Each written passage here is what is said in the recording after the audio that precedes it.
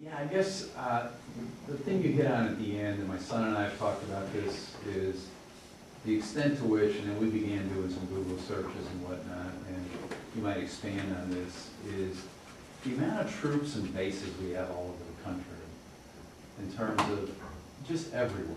And you take the example, I mean, given how Europe has, at least over the last 8 years, has certainly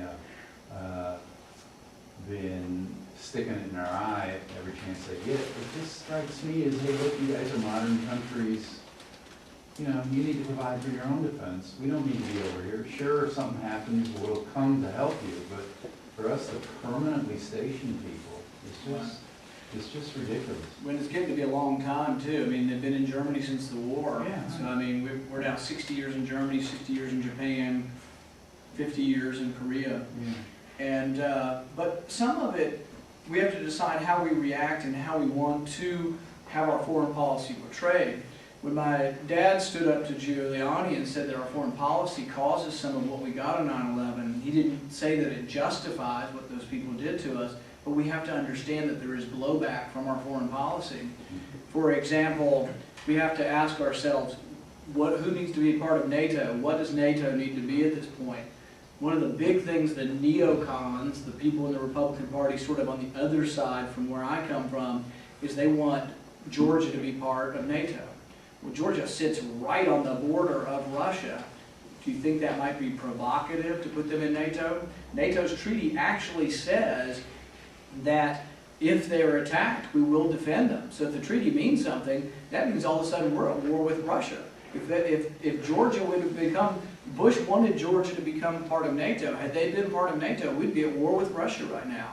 That's kind of a scary thing. We have to decide whether putting missiles in Poland is going to provoke the Russians. Maybe not to war, but whether it's worth provoking them or whether we have the money to do it. Bottom line is we have the money, but we have 750 military bases, a lot of them in fairly stable parts of the world. But then we have to decide, like North Korea, where typically Republicans are all, even in Obama's early bellicose against North Korea. North Korea can't feed their people. Every couple of years they go into virtual starvation. They build a few missiles, this missile fell in the ocean. They have no way to feed their people, much less attack anyone. Does that mean we don't need to have defenses? No, we should have defenses against them, but we also don't need to, I mean, Newt Gingrich proposed bombing the missile site before they did a test, a test of their missile that wasn't even successful. I think every one of their missiles they've sent off in the last 3 years have been unsuccessful, and they have been virtually starving. But you know what we usually do?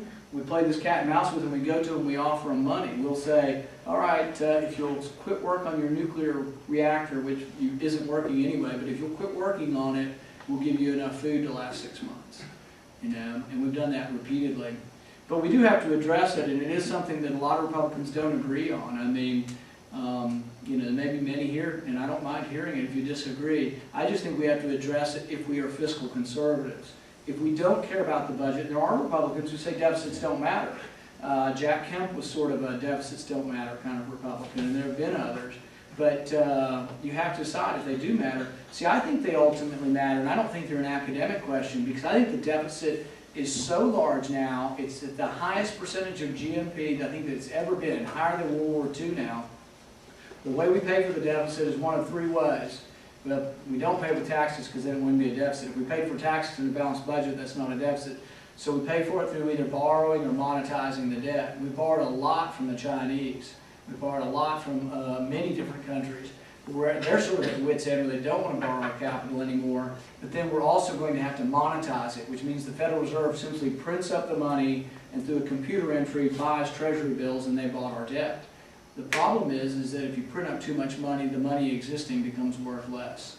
And the money supply, the M1 has increased 239% in the last 4 months. So there are some people, and these aren't all just doomsday people, there are some people who fear for the monetary system that you might get out into the working world and be like a Weimar Republic, and you've got your paycheck in a wheelbarrow and it buys a loaf of bread. Nathan, Good.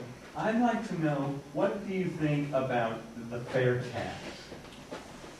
idea. The fair tax is an idea of going to a national sales tax instead of an income tax. I would always favor a sales tax over an income tax. But here, I'll tell you what I think the problem is that it will never pass, because the general consensus says that it will be a regressive tax, meaning that poor people will pay a greater share than they do now, rich people or people of middle to upper income will pay less. But I do like a sales tax better than an income tax. For example, if I were governor of Kentucky, I'd make the sales tax, what do we pay, 6? I'd make it 8 and get rid of the income tax. So I do like that concept. It's hard to go to that, but yeah, I'd be in favor of anything that gets rid of the income tax. The other danger, though, is that when they do it, they're going to try to transition to something they call revenue neutral. And always be afraid of your government when they tell you something's revenue neutral, because it's probably a lie, or probably the numbers will work out in the end where it wasn't really revenue neutral. Because you may get rid of the income tax, but it may be a 35% sales tax. And what does that do to abruptly shift to something like that? I don't know. What does anybody else, what do you think of the fair tax, Dr. Wilk? Well, to me, I think what eventually happens, to the extent that we even get any foothold there, is that they're likely to still come back with the income tax. I mean, it's just, taxes just don't go away, is the problem. And therefore, it's nice to talk about phasing it out. There will always be reasons to not do it. It's another reason why I don't get excited. Like, for example, Ernie Fletcher gets elected. We have a Republican for the first time in 40 years. What does he do? Revenue neutral tax reform. Well, if I wouldn't even join, I wouldn't even come out here tonight if I was going to be proposing revenue neutral. Who cares? Revenue neutral means shifting the burden from one person to the other. It's like, you know, do I care, why don't we stick it to the cigarette smokers, or the people who eat Big Macs, or the people who drink wine? You know, it's like one person versus the other. It still comes out of the economy. My goal is that government should be smaller, taxes should be lower, government should be less involved in your personal lives, your economic lives. Everything about government should be less. And so I can't get motivated to run for office, give a speech, do anything for revenue neutral. And that's kind of what fair is too, because they're talking about making, we do this grand change and be revenue neutral. Still would be better than the income tax, but I just can't get as excited about it. Ethan, is any role for the U.S. in the United Nations? I think there is a role for some kind of world discussion body, and that would be the UN. Things I don't like about the UN are we pay more than our fair share, I think, of the expenses of it. And I don't like the fact of having U.S. troops fight under a UN banner.